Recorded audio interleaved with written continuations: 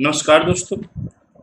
आज हम लोग बात करेंगे एक महत्वपूर्ण टॉपिक, या कह सकते हो आज से हम लोग विधिवत रूप से या पूरी तरह से यूपी पीसीएस प्री 2020 के मोड में काम करेंगे। और मैंने इस संदर्भ में भारतीय संविधान के कुछ टॉपिक के वीडियो, जैसे कि मौलिक अधिकार के वीडियो भी पड़े हुए हैं, निदेशक तत्व, पार्लियामेंट, कार्यपालिका, ये सारे वीडियो मैंने आपके डाल दिए हैं। बाकी वीडियो भी बहुत जल्द उसको कंप्लीट कर देंगे हम लोग।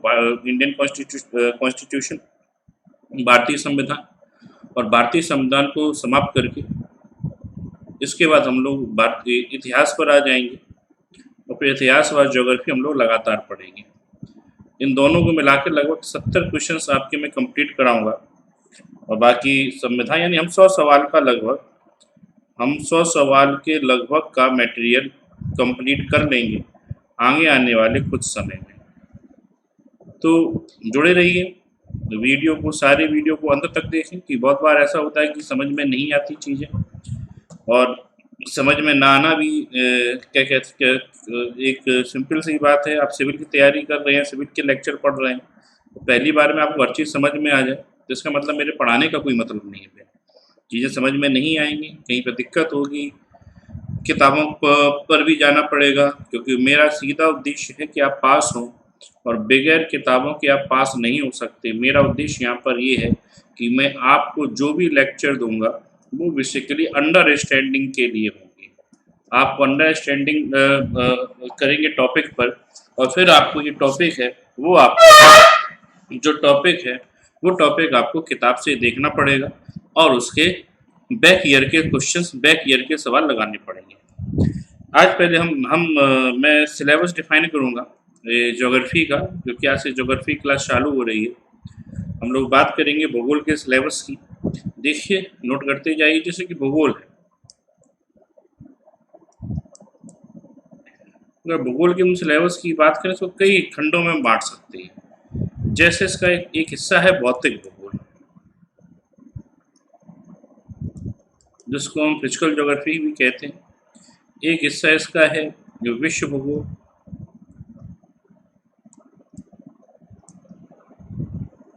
इसका एक हिस्सा है पर्यावरण, इसका एक हिस्सा है भारत का भूगोल। भौतिक भूगोल के भी फिर कई हिस्से हैं, जैसे ब्रह्मांड। दूसरा पार्ट इसका आएगा, पार्ट 2, भू आकृतिक विज्ञान।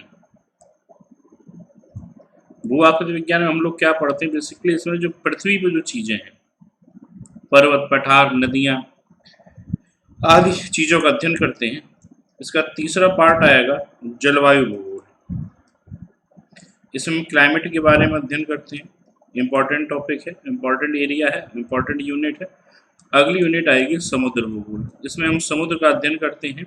बस थोड़ा यहाँ पर थोड़ा ध्यान रखना पड़ेगा, क्योंकि आप यूपी पीसीएस या आईएएस जैसे जब पेपर देने जा रहे हो, उसमें ऐसे सवाल नहीं आते हैं। मैंने देखा है बहुत सारे लोगों को पढ़ाते हुए कि सबसे बड़ा महासागर कौन सा, सबसे छोटा महासागर कौन सा, इस टाइप के सवाल इन एग्जामों में नहीं पूछे जाते हैं, कि सीधे फैक्ट से जुड़े होते हैं। आपको समुद्र भूगोल के बारे में कंप्लीट स्टडी करनी पड़ेगी, तब कहीं जाकर आप सवाल इसके पकड़ पाओगे। विश्व भूगोल में आपको 7 कॉन्टिनेंट, उनके बारे में एक सामान्य जानकारी है। इसमें आपको कोई खास किताब, ऐसा नहीं कि आप एक पूरी किताब ले लें विश्व भूगोल पर, वो नहीं करना है। इन्वायरमेंट, ये भी भूगोल का हिस्सा है, तो इन्वायरमेंट भी पढ़ेंगे। भारत का जो भूगोल है उसको 2 हिस्सों में बांटकर पढ़ते हैं। एक भारत का भौतिक भूगोल और एक भारत का आर्थिक भूगोल। जैसे आर्थिक भूगोल में जितनी चीज़ें आप आर्थिक देखते हैं, जैसे ट्रेड एंड ट्रांसपोर्ट, जैसे एग्रीकल्चर, जैसे इंडस्ट्री, रिसोर्सेज, पॉपुलेशन, ये सारे टॉपिक, और भी टॉपिक है, वो सारे टॉपिक इसमें आ जाते हैं। भौतिक भूगोल में जितनी प्राकृतिक चीज़ें हमें दिखाई पड़ रही हैं, वो इसकी भारत के भौतिक भूगोल में आती हैं। तो एक कंप्लीट सिलेबस है, कह सकते हो भूगोल व इतिहास दोनों बड़े सिलेबस हैं। तो सबसे इम्पोर्टेंट क्या होता है कि सिलेबस को जानना, सिलेबस को पहचानना। तो बात समझ में आ गई होगी। आज से हम जो चालू करने जा रहे हैं वो है भू आकृतिक विज्ञान, यानी कि जियोमार्फोलॉजी। और जियोमार्फोलॉजी का पहला टॉपिक पृथ्वी की आंतरिक संरचना। देखेंगे इसे। पहले हम बात करेंगे कि भूगर्भ के या पृथ्वी की आंतरिक संरचना की जानकारी के स्रोत क्या हैं। पहले 1 मिनट आप सुन लें, तो उसके बाद मैं आपको स्लाइड डिक्टेट कर दूंगा, क्योंकि सीधे स्लाइड पर जाने पर दिक्कत होती है आपको भी और मुझे भी। अब जैसे कि हम आंतरिक संरचना की जानकारी के स्रोत की बात करें, एक परंपरागत मत है और एक अभिनव मत है। अभिनव मत का मतलब जो आधुनिक मत है। जो अभिनव मत है या फिर जो आधुनिक मत है, उसका आधार है सीस्मिक वेव। सीस्मिक वेव का मतलब हो गया भूकंपी तरंगें, यानी भूकंपी तरंगें जो PS, खास तौर से L तो सतह पर चलती है, आंतरिक भागों में जाती हैं P तरंग व S तरंग, इसको हम आगे देखेंगे अभी थोड़ी देर में। तो P व S तरंगों की प्रवृत्ति के आधार पर पृथ्वी की आंतरिक संरचना के अध्ययन का प्रयास किया गया है। बात समझना। तो यहाँ पर जो आंतरिक संरचना के अध्ययन का प्रयास किया गया है, वो प्रयास किया गया है P व S की तरंगों के आधार पर। परंपरागत मत में क्या है? परंपरागत मत में एक आइडिया है। ये आइडिया उल्का को देखकर लगाया जा सकता है। ये आइडिया गर्म झरनों को देखकर लगाया गया है। ये आइडिया पृथ्वी पर जो खनन होता है, जैसे एक खान है 4 किलोमीटर गहरी, उसके आधार पर लगाया जा सकता है। ये आइडिया पृथ्वी व समुद्र की जो भूपर्पणीय व समुद्र की जो सतह तली है, उसके आधार पर लगाया गया आइडिया है। ये ज्वालामुखी क्रिया है, उसके आधार पर भी एक आइडिया लगाया गया कि पृथ्वी का आंतरिक भाग गर्म है और किस प्रकार से ज्वालामुखी से जो मैग्मा निकलता है उसमें जो तत्व होते हैं, तो माना गया कि ऐसे ही तत्व के द्वारा पृथ्वी का निर्माण किया गया होगा। तो कई प्रकार से हम आइडिया लगा सकते हैं। तो इसमें 2 हिसाब से मत है, परंपरागत मत और अभिनव मत। तो अगर आपसे अब यहाँ पर प्रारंभिक परीक्षा में अगर सवाल पूछा जाए कि पृथ्वी की आंतरिक संरचना की जानकारी किसके द्वारा होती है, तो यहाँ पर आंसर होगा भूकंपी तरंगों के माध्यम से। जैसे अभी भी एक उल्का पिंड चर्चा में था जो पृथ्वी के पास से गुजरा, तो उल्का पिंड पृथ्वी पर गिरते भी हैं, उनके टुकड़े भी गिरते हैं। तो उल्का पिंड क्या होता है? परत दर परत होते हैं। ऐसा नहीं होता पूरा उल्का पिंड में परत नहीं होती, परतदार होते हैं, परत बाई परत होते हैं, प्याज के छिलके की भांति। तो इससे अंदाजा लगता है पृथ्वी में भी ऐसी परतें होंगी। तो इस प्रकार के आइडिया पृथ्वी की आंतरिक संरचना के बारे में परंपरागत मत के द्वारा अनेक वैज्ञानिकों के माध्यम से लगाए गए। तो यहाँ पर 2 प्रकार के मत, अभिनव मत, परंपरागत मत, और उसी आइडिया के आधार पर पृथ्वी की आंतरिक संरचना को डिस्कस किया जाता है। मैं आपको एक आइडिया दे दूं, जैसे मान लो ये पृथ्वी का टुकड़ा, जैसे तरबूज का टुकड़ा बनाकर हम लोग तरबूज के बारे में जानते हैं, किसी फल के बारे में जानते हैं, सब उसी प्रकार से मान लो पृथ्वी का टुकड़ा है। तो पृथ्वी की जो त्रिज्या है वो 6371 किलोमीटर के लगभग है। इसको 3 हिस्सों में बांटा जाता है। ऊपर वाला भाग क्रस्ट हो गया, ये मेंटल हो गया, और ये क्या हो गया? कोर। तो भूकंपी तरंगों के माध्यम से 100 किलोमीटर की गहराई तक क्रस्ट होता है। उसके बाद 2900 किलोमीटर की गहराई तक मेंटल होता है, और 2900 से 6371 किलोमीटर तक की गहराई में क्या होता है? कोर। इनको भी 2 हिस्सों में बांटा जाता है। फिर यहाँ पर बोला गया एक मोहो असंबद्धता है। फिर बोला गया मेंटल व कोर के बीच एक गुटेनबर्ग असंबद्धता है। अपर कोर व लोअर कोर के बीच बोला गया कि लेहमैन असंबद्धता है।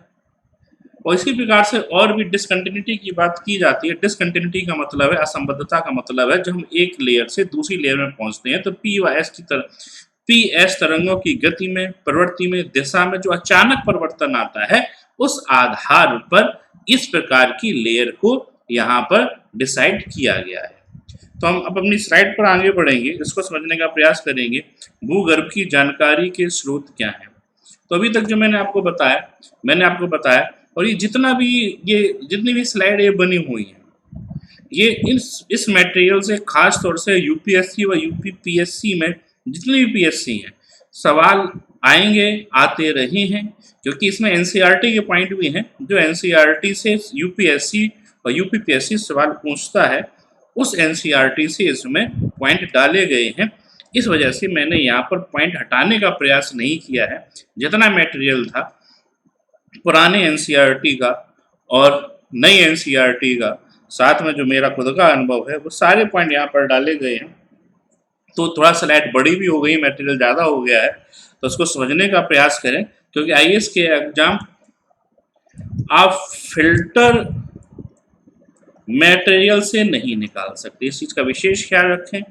आईएएस पीसीएस के एग्जाम में फिल्टर मटेरियल यूज नहीं आता है, इसलिए प्रारंभिक परीक्षा में किताब हर हाल में पढ़ें। और आपको पढ़ना क्या है, जो मैं पढ़ाऊँ वो इसको आप 1 या 2 बार देखें, इसको नोट डाउन करें, और नंबर दूसरी बात, बुक पर जाएं, चैप्टर बाई चैप्टर जो पढ़ाता जाऊँ वो बुक पढ़ते जाएं, फिर उस चैप्टर के सवाल लगाएं, क्वेश्चंस लगाएं, घटना चक्र मिल जाएगी। तो आपको 3 स्टेप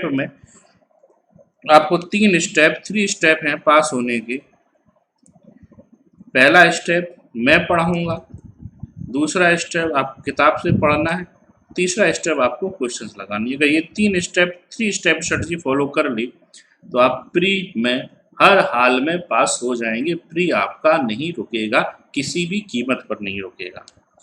तो बात करेंगे पहली स्लाइड की। बोला गया संसार की सबसे गहरी खान जो दक्षिण अफ्रीका में गहराई 4 किलोमीटर है, वह खनिज तेल की खोज के लिए भी मनुष्य ने क्या किया गया, 6 किलोमीटर गहरी एक छेद बनाई, यानी कह सकते हो 6 किलोमीटर गहरी एक ड्रिल की, और ड्रिल के द्वारा। तो कहने का मतलब यहाँ पर क्या है, जो यहाँ पर ये जो पॉइंट है जो बताना चाह रहे हैं, ये परंपरागत मत है। कहने का मतलब है कि हम पृथ्वी में ज़्यादा अंदर तक नहीं जा पाए। पृथ्वी की त्रिज्या 63 से 71 किलोमीटर है, लेकिन हम 4 किलोमीटर गहरी खान से खनन कर रहे हैं, या 6 किलोमीटर गहरी हमने वहाँ पर ड्रिल की है।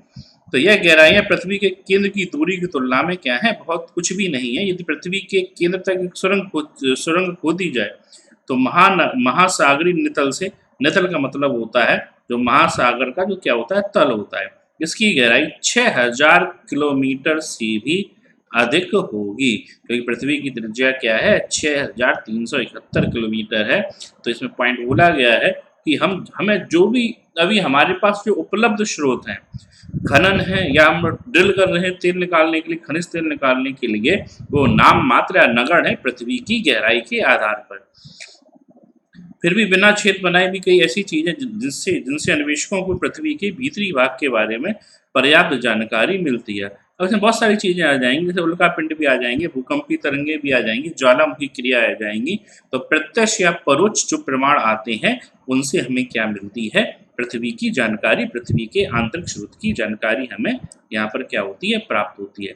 पृथ्वी के आंतरिक भाग में तापमान व दबाव की विभिन्न परतों का घनत्व, भूकंपी तरंगें, उल्काओं से मिले प्रमाण, केंद्रीय भाग की स्थिति, धात्विक क्रोट की पूरी जानकारी नहीं है। भले हमें अब मैं आपसे बहुत पहले कह चुका, भूगोल में बात मानकर चलिए, जो ये जानकारी दी जा रही है पृथ्वी की आंतरिक संरचना की, ये एक अनुमान है।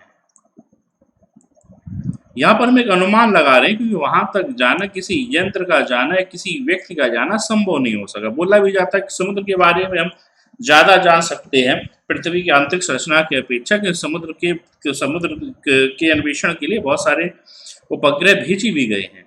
समुद्र की हमें ज्यादा जानकारी है पृथ्वी की अपेक्षा। तो ये निश्चित रूप से नहीं कहा जा सकता कि पदार्थ वहां पर कैसा, ये भी एक विचारणीय प्रश्न है, क्योंकि यहाँ पर पदार्थ का जो नेचर है वो नेचर ठोस का है, लेकिन माना गया कि पदार्थ या तो तरल है या अर्ध तरल है, लेकिन वो जो व्यवहार कर रहे हैं ठोस का। और ऐसा क्यों कर रहे हैं, क्योंकि वहां पर दबाव बहुत ज्यादा है।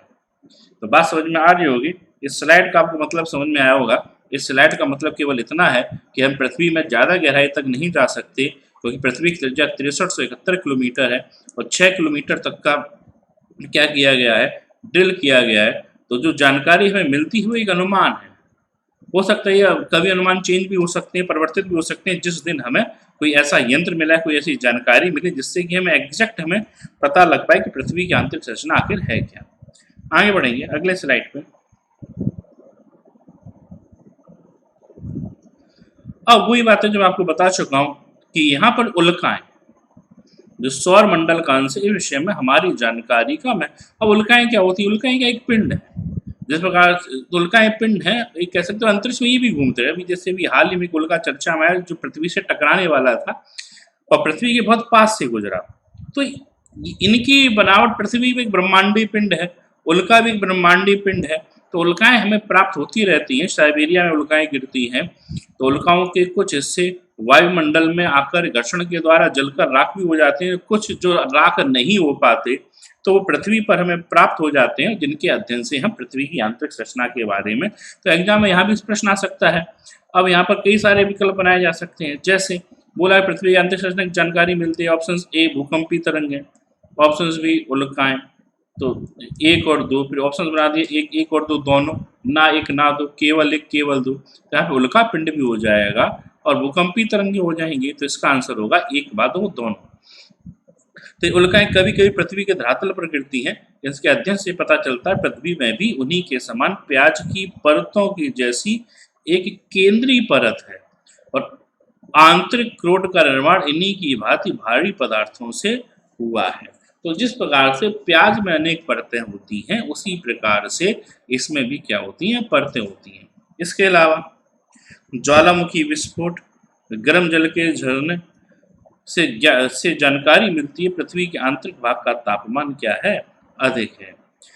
अब देखो यहाँ से क्या सवाल बनेगा, यहाँ पर हमें ये भी सोचने वाला विषय है कि जो आप पढ़ रहे हैं यहाँ पे सवाल कैसे बनते हैं। यहाँ पर सवाल का विषय हो सकता है जो भी आपने पॉइंट पढ़ी है, 1 2 3 4 5, जो आपने ये 5 पॉइंट पढ़े हैं, यहाँ से सवाल कैसे बनेंगे। और ये सवाल काफी खतरनाक भी होते हैं। अभी आपको देखने में तो आसान लग रहे हैं, जैसे मैं अगर बोलूं निम्नलिखित में से किन किन के द्वारा पृथ्वी की आंतरिक संरचना की जानकारी मिलती है। पहला विकल्प हो गया भूकंपी तरंगे, दूसरा विकल्प हो गया उल्का पिंड, तीसरा विकल्प हो गया ज्वालामुखी क्रियाएं और चौथा विकल्प हो गया आपको गर्म जल के स्रोत या गर्म जल के स्रोत। अब विकल्प ए केवल एक, विकल्प दो एक और दो, विकल्प तीन 1 2 3 और विकल्प 4 1 2 3 4। तो यहाँ पर जब आप एग्जाम हॉल में बैठते हो तो आपका मन करेगा गर्म जल के जो स्रोत है उससे जानकारी मिल रही कि नहीं मिल रही। आपको कहो गर्म जल के स्रोत से कैसे जानकारी मिलेगी, और आप यहाँ पर 1 2 3 आंसर लगा जाएंगे और चौथा आंसर यहाँ पर आप छोड़ दोगे। तो ये सारे जो सवाल होते हैं वो ध्यान पर डिपेंड करते हैं, ध्यान रखने होते हैं। और आईएएस में, पीसीएस में इस प्रकार के सवाल बहुत पूछे जाते हैं। यही कारण है कि पीडीएफ के द्वारा जो लोग केवल पीडीएफ पढ़ना पसंद करते हैं उनसे प्री पास नहीं होते, यही एक बहुत बड़ा कारण है। कोई गर्म जल के स्रोत कोई ऐसा इंपॉर्टेंट टर्म्स नहीं है, तो अधिकांश पीडीएफ में ये नहीं होता है, इसलिए वो वहां पर मामला गड़बड़ हो जाता है। अब पृथ्वी के सभी भागों में खानों व गहरे कुओं से पता चलता है धरातल से जैसे हम नीचे जाएंगे, जैसे कम कहने का मतलब यहाँ पर जैसे जैसे पृथ्वी पर नीचे जाते जाएंगे, जैसे हम गहराई में जाएंगे, वैसे वैसे तापमान में कमी होती है। इसको हम ऐसे समझ सकते हैं, आपने कभी समोसा खाया होगा, हो सकता है एक बार समोसा या रसगुल्ला आपको बाहर से ठंडा लग रहा हो, लेकिन जब आप खाते हैं तो हो सकता है कि वो अंदर से गर्म हो। यानी कोई भी चीज है वो पहले बाहर से अंदर की ओर ठंडी होती है, यानी जो बाहर की परत है वो पहले ठंडी होगी और धीमे धीमे अंदर की परतें ठंडी होगी। ये आपने अपने व्यवहारिक जीवन में भी इस प्रकार की चीजें देखी होंगी। तो उसी प्रकार से पृथ्वी है, उसी प्रकार से पृथ्वी है, पृथ्वी का मतलब है उसी प्रकार से पृथ्वी है। जैसे जैसे हम गहराई में चलते जाएंगे वैसे वैसे क्या होता है, तापमान में क्रमशः क्या आती जाती है, तापमान में क्रमशः कमी आती जाती है। और तापमान में क्रमशः वृद्धि, कमी नहीं वृद्धि होती जाती है। और वृद्धि होने की दर में भी डिफरेंस होता है। ऐसा नहीं है कि 32 मीटर की गहराई पर 1 डिग्री सेंटीग्रेड बढ़ाना है तो 63 से 71 किलोमीटर तक हम चले जाएंगे, वही दर रहेगी। जैसे जैसे हम गहराई में जाते हैं, तो ये भी एग्जाम का सवाल कि जैसे जैसे हम गहराई में जाते हैं वैसे तापमान में वृद्धि की दर में क्या परिवर्तन आता है। विकल्प ए वृद्धि की दर हर जगह समान होती है। विकल्प 2, जैसे जैसे हम गहराई में जाएंगे वैसे वैसे तापमान में वृद्धि दर क्रमशः कम होती चली जाएगी। अब इसका आंसर होगा केवल 2। तो इस प्रकार के प्रश्न यहाँ पर पूछे जाते हैं। अब यहाँ पर ये भी एक अनुमान लगाना संभव है कि जैसे जैसे हम गहराई में जाएंगे वैसे वैसे तापमान बढ़ेगा और 6371 किलोमीटर जाते जाते इतना तापमान हो जाता है कि चट्टाने वहाँ पर जो रॉक होती है वहाँ पर किस अवस्था में आ जाएंगी, लिक्विड स्टेज में आ जाएंगी। देखा हुआ पृथ्वी के अंदर गहराई पर स्थित चट्टानों का तरल अवस्था में होना चाहिए। लेकिन भूकंपीय तरंगों के आचरण ने हमारी इस मान्यता को चुनौती दी है। यानी भूकंपीय तरंगों ने जो हमें दिखाया, जो हमें बताया, जो परंपरागत मान्यताएं थी उसमें भी थोड़ा परिवर्तन आए। इसका मतलब क्या है कि परंपरागत मान्यताएं ऐसा नहीं पूरी तरह से गलत थी, लेकिन उसमें संशोधन हुआ, परिवर्तन आए। भूकंपीय तरंग एक अभिनव मत है। बात क्लियर? आगे बढ़ेंगे।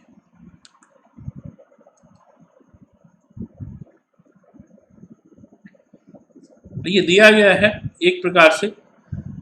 अब यहाँ पर ये दिया गया है लिथोस्फीयर, ये पूरा कह सकते हो यहाँ पर ये क्रस्ट का एरिया है, ये मेंटल का एरिया है, ये लोअर मेंटल है, ये यहाँ पर 900 किलोमीटर होना चाहिए, ये 700 किलोमीटर, 700 से 2900, ये लोअर मेंटल, ये 5150, 6371। क्लियर? तो ये टेम्परेचर। अब अगर यहाँ पर थोड़ा मैं आपका एक कॉमन कॉन्सेप्ट्स बनाने का प्रयास करूँ, इतना याद नहीं करना है, ऐसा नहीं सारी डिटेल्स आई। डिटेल्स क्या आएगी? जैसे जैसे हम गहराई में जाते हैं वैसे वैसे टेम्परेचर की जो वृद्धि दर होती है उसमें क्रमशः कमी आती है। जैसे 100 किलोमीटर गहराई तक 12 डिग्री सेंटीग्रेड प्रति किलोमीटर, 300 किलोमीटर तक 2 डिग्री सेंटीग्रेड और उसके नीचे 1 डिग्री सेंटीग्रेड। कहने का मतलब यहाँ पर क्या है, हम 100 किलोमीटर तक, 300 किलोमीटर तक, 300 किलोमीटर, यहाँ पर 12 डिग्री सेंटीग्रेड, 2 डिग्री सेंटीग्रेड और 1 डिग्री सेंटीग्रेड। यहाँ पर कहने का मतलब यहाँ पर ये है कि शुरुआत में जो टेम्परेचर बढ़ता है वो बढ़ता है 12 डिग्री सेंटीग्रेड पर किलोमीटर। उसके बाद 100 किलोमीटर के बाद से 300 किलोमीटर तक जो बढ़ता है 2 डिग्री सेंटीग्रेड पर किलोमीटर। उसके बाद से जो बढ़ता है वो बढ़ता है 1 डिग्री सेंटीग्रेड पर किलोमीटर। तो यहाँ पर इस प्रकार से जो परिवर्तन है, टेम्परेचर में वृद्धि है, वो क्या होता है, टेम्परेचर में जो वृद्धि दर है उसमें। अब ये डाटा आपके लिए इम्पोर्टेंट है, यहाँ से प्रश्न पूछे जा सकते हैं और पूछे गए हैं, तो ये डाटा आप याद कर लें। क्लियर? अब यहाँ पर एक प्रश्न और उठता है। अब ये प्रश्न जब एग्जाम में बहुत अच्छे प्रश्न बनाएगा तब ये डालेगा। जैसे जैसे गहराई में जाते हैं, जो इसका कोर का एरिया है, जो कोर का एरिया है वो क्या होता है, वो उसमें टेम्परेचर ज़्यादा होने की वजह से ये लिक्विड अवस्था में होता है। लेकिन लिक्विड अवस्था में होने के बावजूद ये सॉलिड का गुणवा व्यवहार अपनाता है। लिक्विड अपनाता किसका व्यवहार है? सॉलिड का। ये इसलिए होता है क्योंकि प्रेशर बहुत होता है, क्योंकि इस पर इतना ज़्यादा प्रेशर होगा, इसका मेंटल का प्रेशर, खुद कोर का pressure, upper mantle, lower mental, crust, तो इसका इतना दबाव होता है कि ये टेम्परेचर ज़्यादा होने के बावजूद भी ये यहाँ पर अर्ध तरल या तरल की अपेक्षा, हाँ भले इसमें तरल के भी गुण होते हैं, लेकिन फिर भी ये ठोस जैसे व्यवहार करता है। बोला गया है अधिक गहराई में चट्टानों को तरल या गैसीय अवस्था में माना, लेकिन पृथ्वी के अंदर गर्मी और उसके तापमान में वृद्धि के कई कारण हैं। आंतरिक शक्तियां, रासायनिक प्रक्रियाएं, रेडियोधर्मी पदार्थ और विखंडन। ये क्या कारण है? मान लो एग्जाम में से सवाल आ जाए कि किन कारणों से पृथ्वी के अंदर टेम्परेचर वृद्धि होती है, तो इसका आंसर आप यहाँ से दे सकते हो। तो ये चीज़ें आप रट्टा नहीं, ध्यान रखें। पृथ्वी के भीतरी भागों पर ऊपरी सेल स्तरों के भार स्वरूप अत्यधिक दबाव पड़ता है और यह दबाव गहराई के अनुसार बढ़ता जाता है। अतः पृथ्वी की चट्टानों के निकट अत्यधिक तापमान के बावजूद धात्विक क्रूड की तरल चट्टानें अत्यधिक दबाव के कारण ठोस पदार्थ का गुण रखती हैं। तो यहाँ पर एक सवाल बन जाता है, ध्यान रखना, यहाँ पर एक सवाल बनेगा, वो बनेगा कॉज एंड इफेक्ट का। ये कथन कारण के सवाल भी जो एग्जाम में पूछे जाते हैं वो इस प्रकार के पॉइंट से बनते हैं। ये चट्टानें संभवतः प्लास्टिक अवस्था में हैं, इसलिए लचीलापन रखती हैं। आंतरिक दबाव के कारण 2900 किलोमीटर की गहराई तक ठोस, जहाँ कहीं भी ऊपरी दबाव में कमी आती है वहाँ पे नीचे के भाग की चट्टानें अत्यधिक तापमान के कारण पिघल जाती हैं और बहुधा मार्ग बनाकर धरातल पर निकलने की चेष्टा करती। इसी कारण से क्या होती है, ज्वालामुखी क्रियाएं। बात क्लियर? तो ये बातें आपको समझ में आई होंगी जो मैं आपको बताने का प्रयास कर रहा था। इस स्लाइड का एक मिनट में आप इसका कोर पॉइंट देख लें। जैसे जैसे टेम्परेचर बढ़ेगा और टेम्परेचर के बढ़ने की दर कम होगी तो चट्टानें तरल अवस्था में होनी चाहिए, लेकिन दबाव अधिक होने के कारण चट्टानें क्या होती हैं, चट्टानें वहाँ पर क्या होती हैं, ठोस अवस्था जैसे तरल अवस्था में होने के बावजूद भी जो ठोस अवस्था जैसे क्या करती हैं, व्यवहार करती हैं। आगे बढ़ेंगे अगली स्लाइड पर। अब जैसे हम थोड़ा बहुत चर्चा करेंगे पीएसएल पर। भूकंपी तरंगें 3 प्रकार की होती हैं, ये थोड़ा पहले बताना चाहिए था, चलिए कोई बात नहीं, वीडियो पूरा देखें। पीएसएल पर एल सतह पर चलती है तो उससे हमें ज़्यादा मतलब है नहीं। तो हमें मतलब किससे होगा, हमें मतलब होगा एक आपका पी हो गया और एक क्या हो गया, एस। पी क्या हो गया, पी की गति सर्वाधिक होती है, एस की गति पी से कम और एल की गति एस से कम। तो पी की गति सर्वाधिक होती है और पी लेकिन सॉलिड में भी चलती हैं और लिक्विड में भी चलती हैं। और पी को ही हम प्राथमिक तरंग भी कहते हैं, इसको अनुदैर्ध्य तरंग भी कह सकते हैं। और एस तरंग केवल सॉलिड में चलती हैं, लिक्विड में ये नहीं चलती हैं। ये सेकेंडरी या द्वितीयक तरंगें कहलाती हैं, वह इनको हम अनुप्रस्थ तरंगें भी कहते हैं। ये चीज़ें आपकी प्रारंभिक परीक्षा के लिए इम्पॉर्टेंट हैं, छोटे एग्जाम में भी ये सवाल पूछे जा सकते हैं। अब अंदाजा कैसे लगेगा, थोड़ा यहाँ पर देखने का प्रयास करें। जैसे मान लो एक चीज ये है, एक चीज, अब जैसे ये चीज है और ये आपका क्रस्ट हो गया और क्रस्ट के बाद का एरिया ये मेंटल हो गया और ये क्या हो गया, कोर हो गया यहाँ तक। और ध्यान से देखें,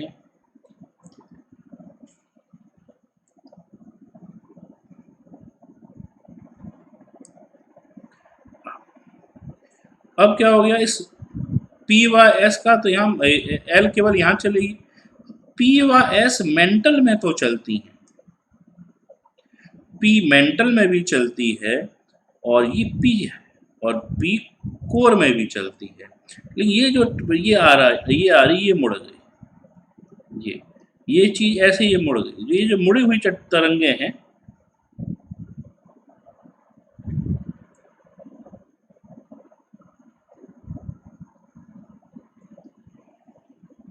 ये जो मुड़ी हुई तरंगे हैं, ये तरंगे एस,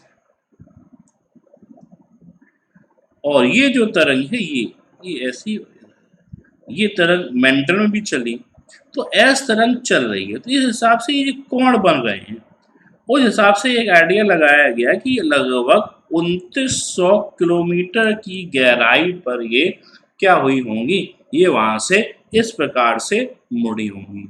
जब 2900 किलोमीटर की गहराई से ये मुड़ी इस प्रकार से, एक आइडिया लगाया गया कोण के आधार पर। तो ये तो माना गया कि 2900 किलोमीटर के बाद क्या है, एक लिक्विड स्टेज है, एक तरल या अर्ध तरल या प्लास्टिक अवस्था में है, या तो लिक्विड है या सेमी लिक्विड है। और कितनी गहराई पर, 2900 किलोमीटर की गहराई पर। अब यहाँ पर क्या हुआ, ये पी तरंगें प्रवेश कर गई और पी तरंगों की गति में भी अंतर आता है। सबसे अधिक गति इनर कोर में है और इनर कोर से कम गति अपर कोर में पाई जाती है। तो ये इधर ऐसे, तो ये जो एरिया है ये 143 डिग्री से और 103 डिग्री तक, तो यहाँ पर जो एरिया है इसको बोलते हैं पी वेव शैडो जोन। ये एग्जाम के बेहतर सवाल है, ये एग्जाम में जब आते हैं बहुत सा कम लोग बन कर पाते। क्यों बोलते हैं, क्योंकि यहाँ पर पी तरंगें नहीं पहुँच रही हैं इस एरिया में, क्योंकि ये चीज़ एक ऐसी मुड़ रही है और ये चीज़ यहाँ से जाएगी, तो इसको बोलते हैं 103 से 143 तक का जो एरिया है दोनों तरफ, उसको क्या बोलेंगे, पी वेव शैडो जोन। और जो ये वाला एरिया है ये, उसको बोलेंगे एस वेव शैडो जोन, क्योंकि यहाँ पर एस वेव नहीं पहुंचती, पी वेव केवल यहाँ पर चलती हैं, इसलिए इसको बोला जाता है एस वेव शैडो जोन।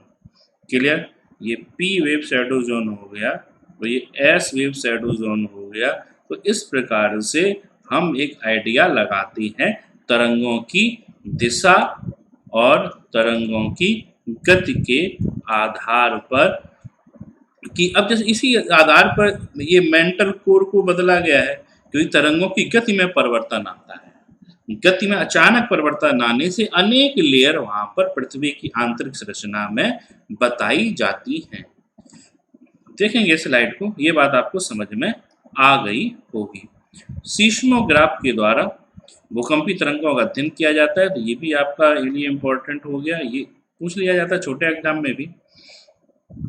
बोला गया है तरंगों की गति स्थिति के आधार पर जानकारी मिलती है, पी तरंगें और एस तरंगें और एल तरंगें।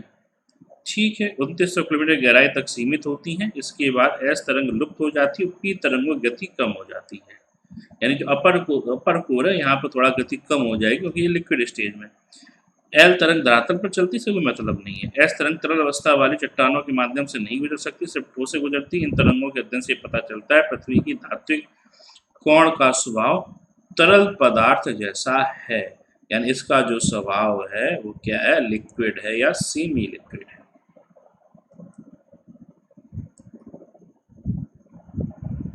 चलिए आगे बढ़े। तो यहाँ पर हम देखेंगे अब पृथ्वी की आंतरिक संरचना आपको थोड़ा स्पष्ट हुई होगी, पी एस की स्थिति आपको स्पष्ट हुई है। अब क्या है, कहीं पर 71 मिलता है, कहीं पर 78 मिलता है, तो ये 6371 सही आंकड़ा है, 2900, 5100, ठीक है। अब देखो, पहले हम बात करें, ये जो एरिया है ये 100 किलोमीटर से लगभग यहाँ तक, ये जो 100 किलोमीटर से लेकर ये वाला एरिया है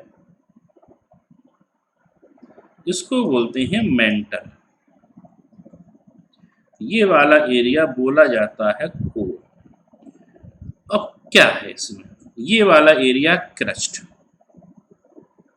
अब यहाँ पर कुछ इंपॉर्टेंट डिटेल भी है, जैसे जो क्रस्ट का निर्माण होता है उसमें चट्टानें तो बहुत होती है, लेकिन सिलिका व एल्युमिनियम सबसे महत्वपूर्ण चट्टानें हैं।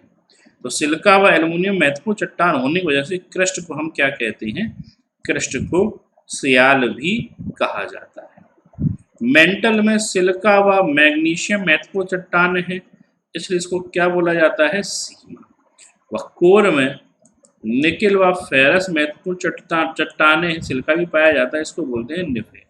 तो ये ध्यान रखना, सियाल, सीमा व निफे। 100 किलोमीटर तक क्रस्ट का विस्तार पाया जाता है। इसके बाद अचानक तरंगों की गति में परिवर्तन आता है, तो इसको बोला जाता है, जिस वैज्ञानिक ने खोज की उसका नाम था मोहू, तो इसको बोला जाता है मोहू असंबद्धता। मोहू असंबद्धता से लेकर जो 700 किलोमीटर का एरिया होता है उसको बोलते हैं अपर मेंटल, और जो 700 से लेकर 2900 का एरिया है उसको बोलते हैं लोअर मेंटल। अपर मेंटल में तरंगों की गति कम होती है, इसलिए अपर मेंटल को जोन ऑफ लो वेलोसिटी भी बोला जाता है। ध्यान रखना, जॉन ऑफ लो वेलोसिटी बोला जाता है अपर मेंटल को, और लोअर मेंटल और अपर मेंटल व लोअर मेंटल के बीच एक असंबद्धता जिसने पता है उसको बोलते हैं रैप्टी डिसकंटिन्यूटी। रैप्टी, ध्यान रखना, रैप्टी या रैप्टो। ठीक, फिर 2900 किलोमीटर मैंने बताया किस हिसाब से आता है। तो इसका जो जिस वैज्ञानिक ने इसका अध्ययन किया था उसका नाम है गुटेनबर्ग। तो इसको बोला जाता है गुटेनबर्ग असंबद्धता, और गुटेनबर्ग असंबद्धता से लेकर ये 6371 किलोमीटर तक कोर है। तो इसका जो ये वाला हिस्सा है वो या तो लिक्विड है या सेमी लिक्विड है। यहाँ पर गति कम होती है इनर कोर की अपेक्षा, सबसे ज़्यादा गति पाई जाती है इनर कोर में। इनर कोर में पी की गति क्या होती है? सर्वाधिक। ध्यान रखना। अब जो अपर कोर व लोअर कोर, यानी कि जो अपर कोर है और जो लोअर कोर है, इनके बीच जो असंबद्धता पाई जाती है 5100 किलोमीटर के लगभग, उसको बोलते हैं लेहमैन असंबद्धता। इधर गुटेनबर्ग, इधर मेंटल के ये रैप्टी, ये मोहू, इधर क्रस्ट में भी पाई जाती है, जिसको बोला जाता है, क्रस्ट को भी दो भागों बांटा जाता है। इसको बोलते हैं कॉनरोड असंबद्धता। अपर क्रस्ट व लोअर क्रस्ट के बीच पाई जाती है कॉनरोड असंबद्धता। इस प्रकार से सारी डिटेल आपके यूपी पीसीएस के लिए अति महत्वपूर्ण, मोस्ट इम्पॉर्टेंट है। यहाँ से सवाल बनेंगे और बनते हैं और बनते रहेंगे। क्लियर यहाँ तक? आगे बढ़ेंगे।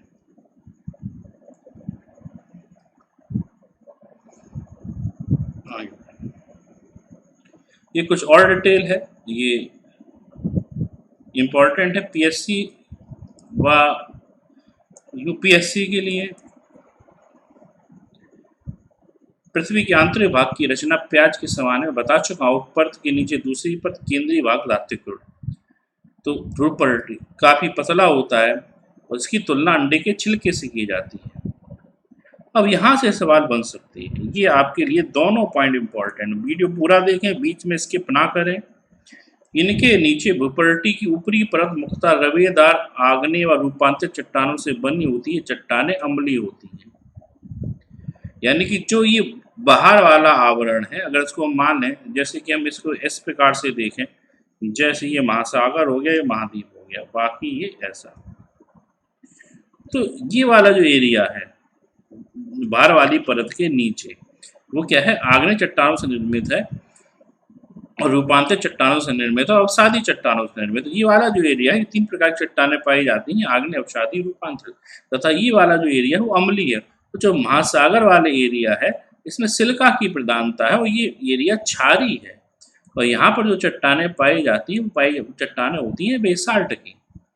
भूपल्टी की निचली परत क्षारीय या अति क्षारीय है, चट्टानों से बनी है, और महासागरी नितलों के नीचे सिलिका युक्त भारी चट्टानों की परत है और अधिकांशतः काले रंग की होती हैं और बेसाल्ट होती है। देखिए डिटेल आप याद कर लें, नोट कर लें। ये न्यू एनसीईआरटी में नहीं है, ये ओल्ड एनसीईआरटी की डिटेल है और यहाँ से सवाल पूछे जा सकते हैं और पूछे जाते हैं। धन्यवाद।